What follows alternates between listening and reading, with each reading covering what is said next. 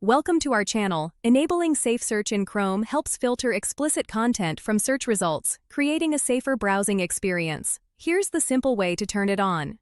Step 1. Open Google Chrome and navigate to google.com. Step 2. Click on Settings in the lower right corner of the Google homepage. Step 3. Select Search Settings from the available options. Step 4. Scroll to the SafeSearch Filters section on the Search Settings page. Step 5. Toggle on the option that says Filter Explicit Results or check the box next to it. Step 6. If you want to prevent others from changing this setting, click Lock SafeSearch and sign in with a Google account. Step 7. Scroll down and click Save to apply your SafeSearch settings. Step 8.